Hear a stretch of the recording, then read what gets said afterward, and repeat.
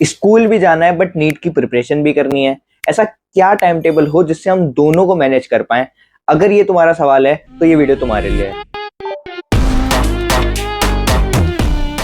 सो hey guys, अगर तुम मुझे नहीं जानते हो तो this is Vaibhav Golani, currently a third year MBA student at VMC Safdarjung hospital Delhi. So मुझे बहुत सारे कमेंट्स आए थे कि स्कूल गोइंग स्टूडेंट्स के लिए भी टाइम टेबल बताओ, तो ये वीडियो तुम्हारे लिए आ चुकी है। अच्छे से सुनना, एक पेज लेके बैठना और उस पे अपने नोट्स बना लेना या अपना टाइम टेबल साथ साथ में बना लेना। और हाँ, थोड़ा बहुत सबका स्कूल का टाइम वेरी कर सकता है, तो मैं ये नहीं चाहूंगा कि तुम बिल्कुल एज इट इज मेरा ये टाइम टेबल फॉलो कर लो। मैं तुम्हें बस एक आइडिया देना चाहता हूँ कि तुम्हें किस तरह से अपने स्कूल के साथ नीट की जो स्टडीज है उनको मैनेज करना है, किस तरह से अपने लिए टाइम निकालना है, और ये आइडिया लेके फिर तुम्हें खुद का टाइम टेबल खुद से बनाना है जो तुम्हें सूट करे, जिसको तुम फॉलो कर सको। ठीक है, तो अब टाइम टेबल, तो मैं इस टाइम टेबल को शाम के 4 बजे से चालू करूंगा, बिकॉज लेक्चर्स तुम्हारे इसी टाइम से चालू होते हैं, तो तुम्हारे लिए जो ये इसको समझना है वो ज्यादा आसान होगा। तो मान लो 4 बजे से तुम्हारी क्लासेस चालू हुई, 4 बजे से 8 बजे तक तुम्हारी क्लासेस चल रही हैं। ठीक है, 8 बजे के बाद फिर तुम एक 10-15 मिनट का ब्रेक ले सकते हो।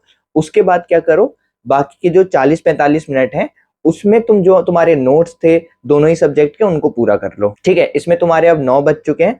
अब तुम्हें क्या करना है, 1 घंटा देना है एक सब्जेक्ट के जो नोट्स है उनको रिवाइज करने पे। बिल्कुल अच्छे से रिवाइज करना, बिकॉज ये तुम्हारे लिए बहुत ज्यादा जरूरी है। यही डिसाइड करेगा कि तुम कितनी अच्छी तरह से अपने नीट के साथ स्कूल को मैनेज कर पाओगे कि नहीं। तो तुमने 9 से 10 बजे तक मान लो एक सब्जेक्ट को रिवाइज किया, उसके बाद तुम जो अपना डिनर है वो कर सकते हो। 15-20 मिनट मान लो तुमने अपने डिनर को लगा दिए, फिर तुमने 11-11:30 तक जो अपना दूसरा सब्जेक्ट है उसको रिवाइज कर लिया। अब इसके बाद जो बचे के 30-40 मिनट हैं, अब इसमें तुम कल का जो स्कूल का कुछ पढ़ना हो तो वो पढ़ सकते हो, या स्कूल में कोई टेस्ट आने वाला हो, स्कूल के एग्जाम्स आने वाले हो तो उसके रिगार्डिंग थोड़ी बहुत जो भी तुम्हें प्रिपरेशन करनी है वो कर सकते हो। और नहीं तो फिर थोड़े बहुत जो क्वेश्चन वगैरह हैं नीट के ही वो सॉल्व कर सकते हो। तो अब तुम्हारे 12-12:15 बज चुके हैं। अब तुम्हें अब सोने चले जाना है।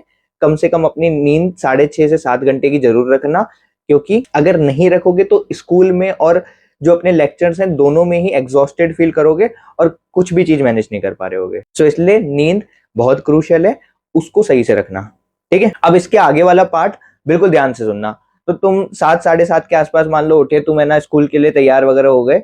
अब तुम 8 बजे मान लो स्कूल के लिए निकल गए। ठीक है, अब तुम्हें स्कूल जाने से पहले एक चीज ध्यान में रखना, अपना जो गोल है यानी नीट को क्रैक करना, एम्स दिल्ली को टारगेट करना, या जो भी तुम्हारा ड्रीम कॉलेज है उसको टारगेट करना, ये जो गोल है उसको रिपीट करके एक जगह लिख के, एक लाइन लिख के उसको रख लो, उसको रोज देख के जाना। अब तुम्हें ये बहुत छोटी सी चीज लग रही होगी, बट ये बहुत जरूरी है, बिकॉज जब तुम स्कूल में जाओगे तो ऐसा नहीं है कि सिर्फ तुम्हें तुम्हारे ही तरह नीट एस्पिरेंट्स दिखेंगे, वहां पे तुम्हें बहुत अलग अलग तरह के लोग दिखेंगे।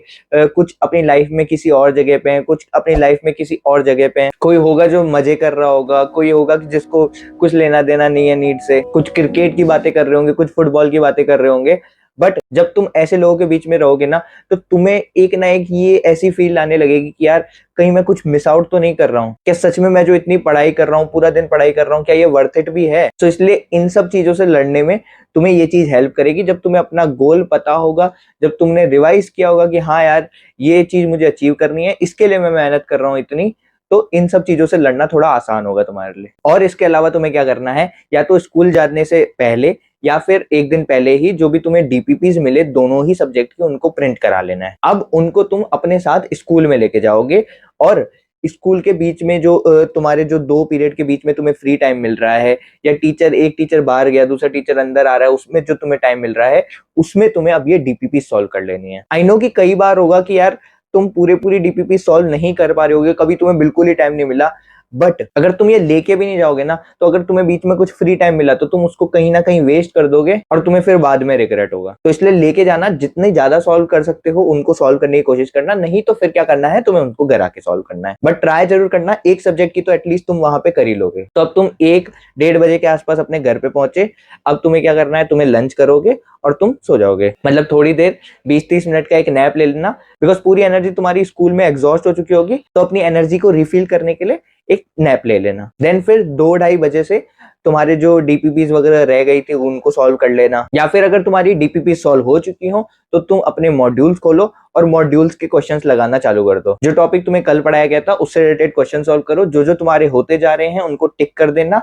टिक करना बहुत जरूरी है, क्यों, वो तुम्हें थोड़ी देर में समझ आ जाएगा। सो अब तुम जितने भी क्वेश्चंस कर पाए 3-3:30 बजे तक उसको कर लेना, फिर तुम थोड़ी देर का ब्रेक ले सकते हो, देन फिर 4 बजे से तुम्हारी क्लासेस वापस से चालू हो जाएंगी। ठीक है, अब ये तो हो गया तुम्हारा वीकडेज का रूटीन, बट वीकेंड्स तुम्हारे थोड़े से अलग होंगे। अब देखो, वीकेंड्स में अगर तुम्हारी सैटरडे पे छुट्टी नहीं होती है तो तुम एक दिन छुट्टी कर सकते हो, उससे तुम्हारी अटेंडेंस भी मेंटेन रहेगी और तुम्हारी नीट की प्रिपरेशन भी हो जाएगी। तो अब वीकेंड्स पे तुम्हें क्या करना है, तुम्हें 3 काम करने हैं। पहला काम, तुम्हारे जो ये मॉड्यूल्स में बचे हुए क्वेश्चन थे, जो तुमने टिक किए थे, उसके अलावा जो बाकी बचे हुए क्वेश्चन थे उनको सॉल्व कर लेना है। इसलिए मैं तुम्हें कह रहा था टिक कर लेना उस टाइम।